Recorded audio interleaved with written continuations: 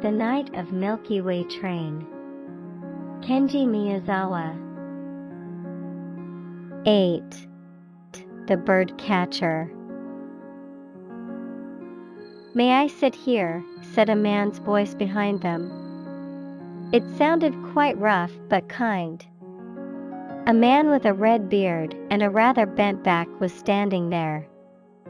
He was wearing an old brown coat and carrying a bundle wrapped in white cloth over his shoulder. "Yes, that's fine," said Giovanni. The man smiled in his beard. He slowly put the luggage on the rack. Giovanni felt something very lonely and sad. He was silently looking at the clock in front of them. Then, far ahead, something like a glass whistle blew. The train was already running quietly. Campanella was looking here and there at the ceiling of the car.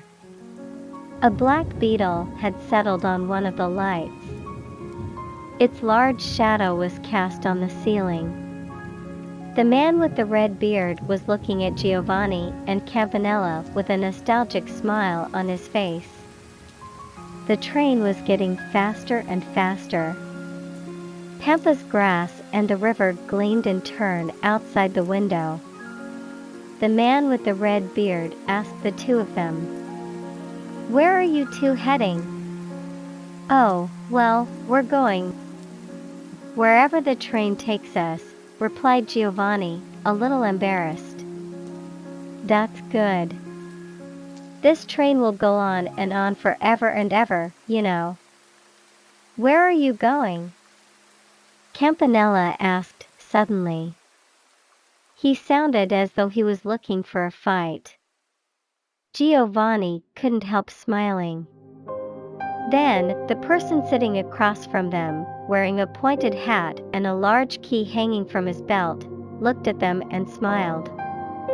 Campanella's face turned red and also started smiling. But the man with the red beard didn't look angry, but his cheeks moved as he answered, "Oh, I'll get off right there. I'm in the business of catching birds." "Really? What kind of birds?" "Oh, cranes and wild geese. Snowy herons and swans, too." "Are there many cranes around here?" "Yes. They've been crying for a while." "Haven't you heard them?" "No. You can still hear them crying. Now, listen carefully." The two boys raised their heads and tried to listen as hard as they could. All they could hear was the rumbling sound of the train. Then, from between the pampas grass wind, they could hear the sound of water flowing out somewhere. "How do you catch cranes?" "Do you mean cranes or snowy herons?" "Snowy herons," replied Giovanni, thinking it didn't matter which type of bird it was. "Ah, well, snowy herons are no problem. All the herons are made from the sand of the Milky Way. It sticks together, you see. And they always return to the river. They come down legs first like this. You have to wait for them on the riverbed. Then you grab their legs just before they touch the ground. The herons go hard. They feel safe and they die. Then all you have to do is press them like dried leaves." "Are you going to use a heron as a pressed leaf?" "Is it a specimen?" "It's not a specimen. Everyone wants to eat them." "That sounds strange," said Campanella with a doubtful look on his face.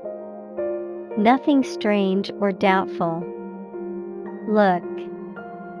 The man stood up and took the bundle down from the rack. He quickly unwrapped it. "Now look at these. I've just caught them." "Oh, they really are snowy herons," shouted the two boys together. The snowy herons were pure white and shining as the Northern Cross the boys had seen earlier.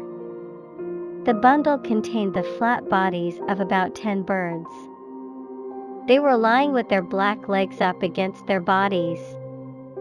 "Oh, their eyes are closed," said Campanella. He gently touched one of the closed white eyes with a finger.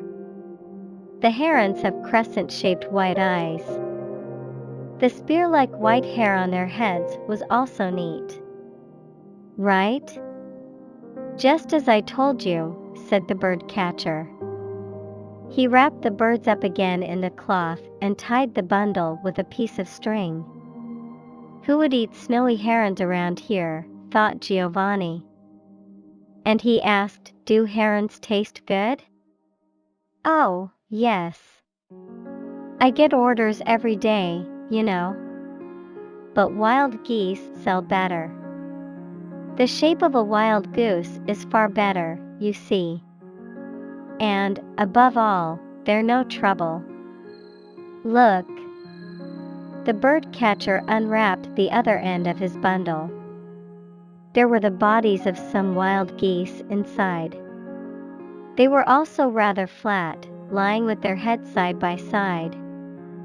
They had yellow and blue spots and shone like a light. "This is ready to eat. Would you like to try some?" The bird catcher lightly pulled a leg off one of the geese. Then it came off easily, just as if it were made of chocolate. "Go on. Have some." He tore the leg into two and gave them each a piece. Giovanni took a bite and thought, Just as I thought. It is sweet. In fact, it tastes better than chocolate, but is this a wild goose ever flew anywhere? This man must be an owner of a candy store in a field somewhere. Oh, I shouldn't think things like that while I'm eating this man's sweets. He went on eating. "Have some more," said the bird catcher. Giovanni wanted to eat more, but he said, "No, thank you." Then the bird catcher offered some to the man with the key sitting across from them. The man took off his hat. Well, I feel sorry eating something you sell to make a living." "Oh, not at all," replied the bird catcher. "So how are the migratory birds this year?" "Oh, they're fine. But the day before yesterday, around the second period, calls came in from everywhere about the lighthouse light being turned off. Well, we didn't do anything, you know. A flock of black migratory birds flew right in front of the lights. We couldn't do anything, could we?" I said, "Hey, what are you talking about?" "There's nothing I can do. Tell my boss, the one with the thin legs and the long mouth who wears a coat of feathers." "That's what I said. Ha ha ha." Suddenly there was no more pampas grass outside. The light came in again from across the fields. "Why are snowy herons more trouble?" asked Campanella. He had been thinking about asking him for some time. Well, in order to eat snowy herons, the bird catcher turned towards him. "You have to hang them for 10 days under the light of the water of the Milky Way. Or you can bury them in sand for 3 or 4 days. Then the mercury disappears and the birds can be eaten." "But this isn't a bird." "It's just a sweet," said Campanella. He seemed to be thinking the same way as Giovanni. Suddenly the bird catcher stood up. "Oh, I have to get off here," he said. He took down his bundle and disappeared. Where has he gone? The two boys looked at each other. The lighthouse keeper tried to stretch himself a little. Then he smiled and looked through the window. When the two of them looked over there, The bird catcher just now was standing on the bank of the river with his legs wide open. There was grass all around him, gleaming with a beautiful yellow and blue phosphorescence. He had a serious look on his face, spread out his hands, and stared at the sky. "There he is," said Giovanni. "What a strange position he's in. I'm sure he's about to catch some more birds. I hope some come down before the train moves." Just then a flock of snowy herons appeared from the empty, bellflower-colored sky. They looked just like snowflakes. They cried out as they came down. Then the bird catcher stood with his legs at a sharp 60-degree angle. As the birds came down, he grabbed their black legs with both hands and put them into a cloth bag as if it were all to order. The herons, like a firefly, gleamed blue for a while inside the bag, on and off, on and off. And finally, they all turned white and closed their eyes. Far more birds landed safely on the sand than were caught. But as soon as their feet touched the sand, they seemed to go flat and melt like snow. Then they spread across the sand. Their shape could still be seen in the sand for a while, going brighter and darker several times. But finally they turned into the same color as everything around them. The bird catcher put about 20 herons in his bag. Then he suddenly raised his arms. He looked like a soldier who has just been shot. Then he disappeared again.